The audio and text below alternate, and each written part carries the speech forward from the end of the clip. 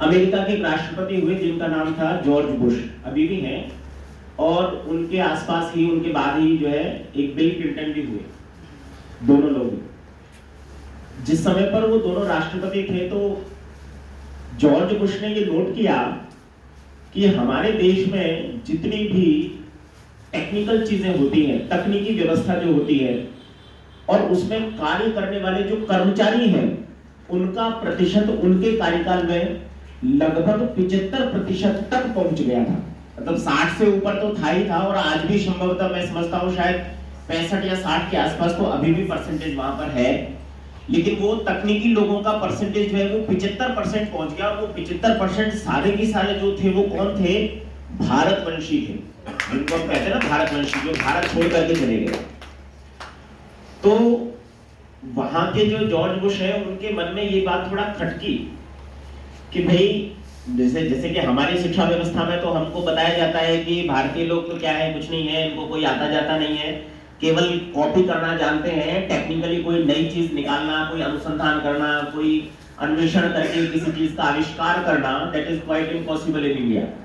तो सारे की सारे, और हम जो अपनी हिस्ट्री पढ़ते हैं, चाहे वो मेडिकल साइंस को पढ़ लें, चाहे इंजीनियरिंग को पढ़ लें, चाहे और भी चीजों को पढ़ें, तो हम देखते हैं कि सारी की सारी चीजों में विदेशी लोगों का नाम जो है वो हमारे यहाँ पर पाठ्यक्रम में बहुत ज्यादा है, और भारत के जो आविष्कारक हुए या ऋषि मुनि हुए, जो हमारी पुरानी जो संस्कृति और जो ज्ञान की परंपरा थी, उसके बारे में बहुत कम और जीरो जो है वो यहाँ पर बताया जाता है।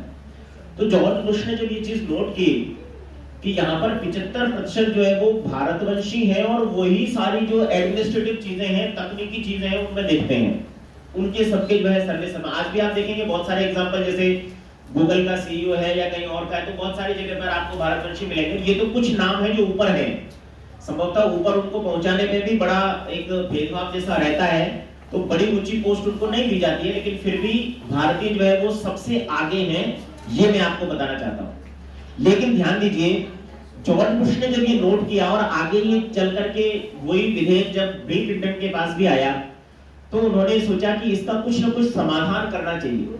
अगर ऐसी स्थिति बनी रही तो एक दिन जो है बहुत जल्दी ऐसा होगा कि भारत को अभी आजाद हुए तो इतना सा समय हुआ है, 85 वर्ष हुए हैं, और ये पता नहीं जाने कहां से कहां पहुंचेगा, और हम तो जो है कहीं रहेंगे नहीं। आज भी अगर आप देखेंगे तो वर्तमान की भारत की स्थिति बहुत अच्छी है, अलग है, बाकी देशों से एक अलग प्रकार का भाव जो है वो भारत में है। ध्यान दीजिए, उसके बाद में जनरली क्या होता है हमारे भारतवर्ष में, हम यहां से अपनी एक टीम बना करके और विदेशों में भेजते हैं। वो वहां पर जाकर के ये जितने भी एनजीओ होते हैं ना, इनका ये विशेष काम होता है। तो क्या करते हैं, यहाँ से कोई टीम बनाते हैं और उसको वहां भेजते हैं। तो वहां पर जाकर के देखते हैं कि देखो पढ़ने की तकनीक कितनी अच्छी है, कितनी अच्छी है, और कहां पर है, या तो यूके में है, या फिर अमेरिका यूएसए में है, या कोई और किसी बढ़िया अच्छे उसका नाम लेंगे स्विट्जरलैंड वगैरह का, या और कोई ऐसी जगह फ्रांस वगैरह, जर्मनी जहां पर बहुत सारी यूनिवर्सिटीज के लिए बड़ा फेमस है जर्मनी।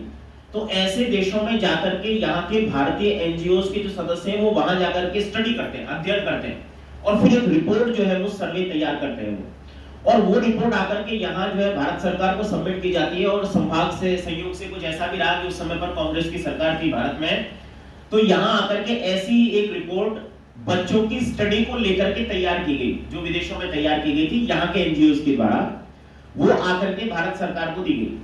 और भारत सरकार ने उस स्टडी किया, उस सर्वे को, उस रिपोर्ट को, तो उसके बाद वो एक एक्ट लेकर के आए जिसका नाम था RTE act, right to education जिसको कहते हैं। मुझे नहीं पता उसमें बहुत डिटेल में तो क्या था क्या नहीं था, लेकिन उसका एक सबसे बड़ा ड्रॉबैक था, और वो क्या था कि आप किसी भी विद्यार्थी को फेल नहीं करेंगे। ध्यान दीजिए, किसी भी विद्यार्थी को आप फेल नहीं कर सकते, किसी भी स्टूडेंट को, चाहे वो पहली कक्षा में हो, और संभवतः शायद ये 8वीं तक या 10वीं तक लागू होता है, मुझे एग्जैक्टली पता नहीं, लेकिन 8वीं तक तो 100% है, ये मुझे आज भी पता है, आज भी ये चीज लागू है। 8वीं तक के विद्यार्थी को आप कभी भी फेल नहीं कर सकते। अब आप एक विचार कीजिए, एक चिंतन कीजिए कि अगर कोई विद्यार्थी जिसका मूल्यांकन ही न किया जाए, मूल्यांकन भले ही करो लेकिन फेल तो होना ही नहीं है, तो उसकी स्थिति क्या बनेगी? क्या उसको पढ़ने की आवश्यकता रहेगी? क्या वो किसी अनुशासन में रहेगा? क्या वो किसी चीज को सीखने के लिए तत्पर होगा? क्या उसके पास ऐसी कोई सिचुएशन बनेगी कि मेरा सहपाठी मेरे से अच्छे नंबर ला रहा है, या फिर वो मेरे से अच्छा परफॉर्म कर रहा है तो मैं उससे अच्छा परफॉर्म करूं, जिसको हम स्वस्थ प्रतिस्पर्धा कहते हैं। तो ऐसा कोई भाव बच्चों में नहीं होगा। और इसका दुष्परिणाम ये हुआ, शायद ये 2005 की बात है जब ये आरटी एक्ट लागू किया गया, 2005 या उससे पहले का होगा, मुझे एग्जैक्टली याद भी नहीं है। तो इस एक्ट का दुष्परिणाम क्या हुआ कि वो जो संख्या 75% को टच कर गई थी, वो उसके 20 वर्षों के बाद में वो संख्या घट करके 65% के नीचे आ गई। अब देखिए मेन बात जो मैं आपसे कहना चाहता हूं उस पर ध्यान दीजिए। हमारे एजुकेशन सिस्टम में क्योंकि यहाँ पर बच्चे ज्यादा हैं, तो मैं इस बात को आज ऐसे ही मैं मतलब ऐसा कुछ रखने के लिए नहीं आया था कि कुछ बोलूंगा जाकर के, केवल मैं अपनी यहाँ पर सुनने के लिए और आप सभी से मिलने के लिए आया था। तो ध्यान दीजिए, हमारी शिक्षा व्यवस्था को किस प्रकार से तोड़ा जाता है, हमारी शिक्षा व्यवस्था में किस प्रकार से परिवर्तन किया जाता है। हम लॉर्ड मैकाले का उदाहरण बहुत पहले से पढ़ते आ रहे हैं, किस प्रकार से हमारी सारी संस्कृति और शिक्षा को बदल के रख दिया, जिसके दुष्परिणाम आज हम देखते हैं कि हमारे समाज में हमारी संस्कृति के प्रति लोगों में प्रेम नहीं है, श्रद्धा नहीं है, कोई भाव नहीं है, और हम धीरे धीरे नीचे की ओर, गर्त की ओर चले जाते जा रहे हैं। तो तात्पर्य कहने का क्या है कि जो हमारी आर्ष पाठ विधि महर्षि दयानंद सरस्वती जी ने प्रस्तुत की, वो वास्तव में सर्वश्रेष्ठ और सर्वोत्तम है, जिसका केवल एक बिंदु मैं आपको बता देता हूं, बाकी सब आप स्वयं समझ जाएंगे। सबसे प्रमुख बात क्या है कि हमने शायद बच्चों को ये बताना, ये समझाना, और टीचर्स ने भी ये कहना छोड़ दिया कि आपको किसी भी चीज को रटने की आवश्यकता नहीं है। रटने से मतलब उसको अगर मैं संशोधित करके उस शब्द को कहूंगा तो याद करने की आवश्यकता नहीं है। आप समझ रहे हैं? किसी भी चीज को याद करने की जरूरत नहीं है, वो सेल्फ ही आपको अपने आप, जब आप प्रैक्टिस करेंगे तो आपको आ जाएगी, मतलब अपने आप आ जाएगी, बच्चा अपने आप सीख जाएगा। लेकिन ऐसा कुछ भी होता नहीं है। महर्षि दयानंद सरस्वती जी की जो पाठ विधि है और उससे जो आर्ष गुरुकुल चलते हैं, वहां पर केवल एक ही काम शुरू के 2 वर्ष में होता है, अधिकतम 2 वर्ष में। और जहां तक मैं जानता हूं और मेरी अपनी समझ है, बालक अपनी 80% शिक्षा तो उन 2 वर्षों में ही पूरी कर लेता है। बाद का बचा हुआ 1-1.5 वर्ष तो केवल उन सूत्रों को खोल करके समझने में लगता है। तो ध्यान दीजिए, वो 2 वर्ष तक करता क्या है? अधिकतम 2 वर्ष तक का समय उसके पास होता है केवल और केवल अष्टाध्यायी सूत्रों को याद करना। चाहे ठीक कह रहा हूं, अष्टाध्यायी सूत्रों को याद करना। और उन सूत्रों को याद करने के बाद में मुश्किल से 4000 के आसपास वो सूत्र है। बहुत से प्रतिभाशाली विद्यार्थी होते हैं जो 4 महीने में, 6 महीने में अधिकतम उसको याद भी कर लेते हैं, और जो एवरेज से थोड़ा ऊपर है वो 1 वर्ष में उसको पूरा कर लेता है। उसके बाद में जब आपको काशिका या भाष्य को प्रथमा वृत्ति वगैरह पढ़ाना शुरू करते हैं, तो केवल आपको उन सूत्रों की व्याख्या करके उसके क्या अर्थ बनेंगे वो बताना होता है। और ये बिल्कुल वैसे ही है जैसे गणित के किसी सवाल को हल करने के लिए। अगर आपने एक बार मल्टीप्लिकेशन सीख लिया, गणित का गुणा करना सीख लिया, इट डजंट मैटर कि फिर आपके पास में क्या संख्या है, चाहे वो 4 बाकी हो, चाहे 6 की हो, 10 की हो, लंबी कितनी भी लंबी हो, आप उस संख्या का गुणा करना सीख जाते हैं एक सूत्र के इंप्लीमेंटेशन से। वैसे ही जो व्याकरण है उसके जब आप सूत्रों को एक बार याद कर लेते हैं, तो फिर आप देखिए कि गुरुजी के पढ़ाने का तरीका क्या होता है। गुरुजी के पढ़ाने का तरीका केवल ये होता है, बच्चे को केवल वो सूत्र याद दिलाना है बस, और उसका इंप्लीमेंटेशन यहाँ कैसे हुआ वैसे एक बार बता दिया जाएगा। उसके बाद उसको बताने की जरूरत नहीं, वो अपने आप ही आगे सभी सूत्रों को कर लेगा। इसीलिए महर्षि दयानंद सरस्वती जी ने अपनी शिक्षा को भी 3.25 वर्ष में पूरा कर लिया था। और उन्होंने सत्यार्थ प्रकाश में जो शिक्षा प्रकरण लिखा है उसमें भी कहा है कि आप वैसे तो शास्त्र कितने भी उनको बाद में पढ़ते जाइए, लेकिन मूल जो आपकी शिक्षा है वो 3.5-4 वर्ष में पूरी हो जाती है। उसके बाद में आप न तो किसी वेद के मंत्र में अटकते हैं, न किसी शब्द की व्याख्या में अटकते हैं, न किसी और शास्त्र को पढ़ने में अटकते हैं। तो ये है हमारी भारतीय परंपरा और शिक्षा की व्यवस्था। तो देखिए, सबसे पहली बात, जैसे कि जाह्नविका ने हारमोनियम को बजाया, तो आप किसी भी चीज को देखेंगे तो पहले आपको केवल एक सेट ऑफ चीज पर ही प्रैक्टिस कराई जाती है, केवल बस एक। पूजनीय प्रभु हमारे, बस इसी पर ही आप हारमोनियम पहले अच्छे से बजाना सीख लीजिए। अगर आपको 1 या 2 भजनों पर या 1 या 2 गानों पर बजाना आ जाएगा तो आगे आपके लिए रास्ते अपने आप खुल जाएंगे। मैंने प्रत्यक्ष ये अनुभव किया है कि जब मैंने किसी चीज को पढ़ा और याद किया, मतलब जिसको मैं कहूंगा कि रट लिया, जब मैंने किसी चीज को पढ़ा, याद किया और रट लिया, तो रटने के बाद में वो चीज मुझे उस समय पर बिल्कुल समझ में नहीं आई, बिल्कुल भी समझ में नहीं आई। लेकिन हमारे शयनकालीन जो मंत्र है उसमें एक बहुत अच्छा मंत्र आता है, और उस मंत्र का भाव यह है कि मनुष्य के मन में चारों वेद विद्यमान है। मनुष्य के यहाँ हृदय में, आत्मा में चारों वेदों का ज्ञान विद्यमान है। तो जब हम किसी चीज को पढ़ लेते हैं तो वो हमारे मन में कभी न कभी धीरे धीरे वो वापस पुनरावृत्ति करती है, आप चाहे या न चाहे। अगर आपका ध्यान अच्छा है, एकाग्रता अच्छी है, तो आपकी वो पुनरावृत्ति जो है वो बहुत होती है, अच्छी होती है। इसीलिए जो बाहर के साइंटिस्ट लोग हैं वो ये भी कहते हैं कि अगर आप किसी चीज को पढ़ते हैं, याद करते हैं, तो उसके बाद में एक छोटा सा पावर नैप लीजिए, एक छोटी सी जो है नींद लीजिए, और नींद के बाद में अगर आप उसको एक बार दोबारा पढ़ेंगे तो आपको वो चीज 100% याद हो जाएगी।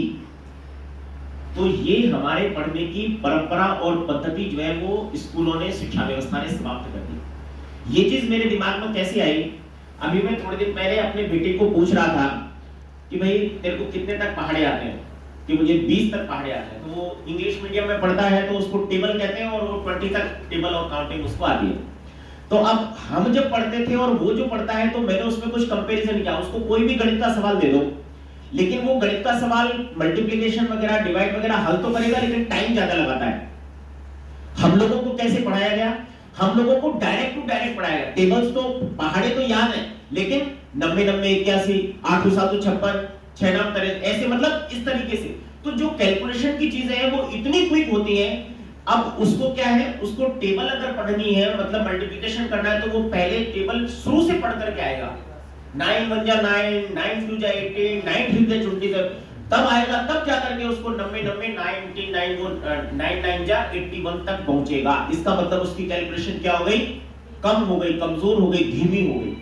और इसी वजह से आज अगर आप देखेंगे तो जितना भी शिक्षा व्यवस्था, न सिर्फ यहाँ प्राइमरी नर्सरी स्कूल से लेकर के अभी तो इंजीनियरिंग तक आप चले जाइए, सब जगह पर हमारी व्यवस्था इसीलिए खराब हो गई। और हमारा जो आज का आप देखिए जो शिक्षा व्यवस्था है, उसमें जो पढ़ाई है, जो पाठ्यक्रम है, वो पाठ्यक्रम भी इसी प्रकार का कमजोर हो गया है। अगर आप विषय वस्तु देखेंगे, जो हम पहले पढ़ रहे थे आज से 20 साल पहले, और आज जो पढ़ रहे हैं, वो विषय वस्तु बहुत हल्के स्तर की है, लेकिन उसको पढ़ने के लिए बालक का जो बौद्धिक विकास है वो उतना नहीं हो पा रहा है जितना पहले होता था। तो ध्यान दीजिए, ये मैं आपको केवल इसलिए बता रहा हूं कि ये हमारी एक ऐसी समसामयिक समस्या है जो बहुत जल्दी हमारे सामने आने वाली है, बहुत जल्दी। आज आप देखो, थोड़े दिन पहले आपने देखा होगा, लगभग 2009-10 की बात करूं, 11 की बात करूं, इंजीनियरिंग कॉलेज इतने हो गए कि किसी, देखो जिस समय पर मैं इंजीनियरिंग करने के लिए तैयार था, उस समय पर पीईटी का एग्जाम होता था, एमसीए का एग्जाम भी, एंट्रेंस एग्जाम दिया, बड़ी मुश्किल से नंबर आया, फिर अच्छे कॉलेज में नंबर नहीं आया, प्राइवेट कॉलेज भी गिने चुने 2-4 थे। और आज हर घर में जिसमें जाकर के देखो, वहां बीटेक इंजीनियर बच्चा बैठा है, और 2-2 हजार रुपए में इंजीनियर मिलते हैं हमारे भारत में आज की डेट में। लोगों के पास में जॉब्स नहीं है, और बहुत हल्के स्तर की जॉब शुरू कर रहे हैं। और बहुत सारे लोग चलो इंटेलिजेंट है तो वो बीटेक करते हैं, फिर किसी और लाइन में जा रहे हैं, फिर किसी और लाइन में घूम फिर के क्या कर रहे हैं, बीए, उसका बैंक का एग्जाम देकर के और ऑफिसर बन रहे हैं या क्लर्क बन रहे हैं। तो ये हमारे देश की स्थिति हो गई। हमारे देश में जो स्थिति होनी चाहिए थी, कोई होनी चाहिए थी कि शिक्षा व्यवस्था हमारे अपने व्यक्तित्व के विकास के लिए, हमारी अपनी चीजों को समझने के लिए, कैलकुलेशन करना को ठीक से बुद्धि में बिठा लेने के लिए, और उसका जीवन में अनुप्रयोग करने के लिए थी। लेकिन आज हम केवल एक नौकरशाही सर्विस क्लास बन करके रह गए कि बस गिनी चुनी फिक्स चीज हमने पढ़ ली और उसको हमने इंप्लीमेंट कर लिया। इसीलिए हम बाकी के सभी क्षेत्रों में भटकते जा रहे हैं। अंतिम एक बात कहूंगा, समय थोड़ा सा ज्यादा हो गया, अंतिम एक बात कहूंगा, इस सब का कारण क्या है? इस सब का कारण है जड़ पूजा। जैसे जैसे हम जड़ पूजा की ओर बढ़ते जा रहे हैं, वैसे वैसे ही हमारी बुद्धि भी जड़ होती जा रही है, और हम इन चीजों की बिल्कुल समझ नहीं रखते कि हमारा जो व्यवस्था है या हमारी जो आगे आने वाली पीढ़ी है वो किस प्रकार से तैयार की जा रही है। ये आपकी और मेरी बात नहीं है, लेकिन इसको दूरदर्शिता से समझने की जरूरत है। जब समय हाथ से निकल जाता है तब हम देखते हैं कि ऐसा क्यों हो रहा है। देखिए, जयपुर के नजदीक में ही एक स्थान है जहां पर खाटू श्याम जी विराजमान है ना। आज से 30 वर्ष पहले कोई उनको जानता और पूछता नहीं था। इतना छोटा सा मंदिर था, जो ये आर्य समाज का भवन भी इससे बड़ा है उस मंदिर से। लेकिन आज वहां देखो करोड़ों लोग जो है जा रहे हैं, और बड़ी लंबी चौड़ी जो है व्यवस्था वहां पर बन गई। आप एक बार को विचार कीजिए कि अगर आज की डेट में ये खाटू श्याम जी होते, आर्य समाज का मंच है इसलिए कहने में डरने की जरूरत नहीं है, आज की स्थिति अगर होती तो वहां रूस और यूक्रेन में युद्ध चल रहा है, तो बताओ खाटू श्याम जी किसका साथ देते? या फिर मान लो इजराइल का और उसका युद्ध चल रहा है तो खाटू श्याम जी किसका साथ देते? उनको धर्म और अधर्म से कोई मतलब नहीं, उनको किसका साथ देना है? हारे का सहारा बाबा श्याम हमारा, जो हारेगा उसका साथ देंगे। और हारना कौन चाहिए? अधर्म हारना चाहिए कि धर्म हारना चाहिए? अधर्म हारना चाहिए। तो जो अधर्म का साथ देगा उसके साथ क्या किया जाएगा? उसका वध किया जाएगा, जो भगवान श्री कृष्ण ने किया। जो अधर्म का साथ देगा उसका वध किया जाएगा बर्बरी की तरह, जैसे कि भगवान श्री कृष्ण ने किया। और हम क्या कर रहे हैं? हम उस अधर्मी को पूज रहे हैं आज की डेट में।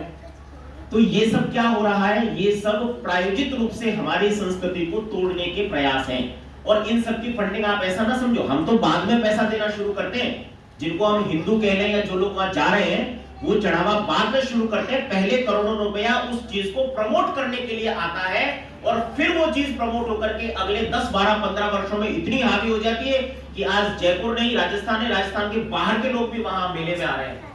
एकादशी के दिन आप देखते कितनी लंबी चौड़ी भीड़ और लोगों, मतलब ट्रैफिक था इतना जबरदस्त। मुझे यहाँ से चौमू जाना था, पहुंचने में जो है 2-2.5 घंटे से ज्यादा लग गए। तो ऐसी स्थिति हमारे देश की हो रही है। हमें ये समझना चाहिए कि हमारी व्यवस्था, शिक्षा व्यवस्था, हमारी आगे आने वाली पीढ़ी, हमारे संस्कार, हमारी पूजा पद्धति किस दिशा में जा रही है। और आयुष्मान जैसे मंचों से जुड़ करके हम कैसे अपने और अपने आसपास के लोगों को, समाज को, संबंधियों को, कुटुंबियों को कैसे हम बचा सकते हैं, ये स्वयं चिंतन का विषय है। और अपना समय जो है वो समाज को देने का विषय है। इसके लिए आप स्वतंत्र हैं। मैं केवल यही आशा करता हूं कि आप जो है ऐसी चीजों पर भी कभी चिंतन करें जो समसामयिक समस्याएं बहुत जल्द हमारे समक्ष आने वाली हैं, और हम अपनी आगे आने वाली पीढ़ी को कैसे बचा सकते हैं और आगे बढ़ सकते हैं। इन्हीं शब्दों के साथ में अपनी बात को विराम देता हूं। धन्यवाद।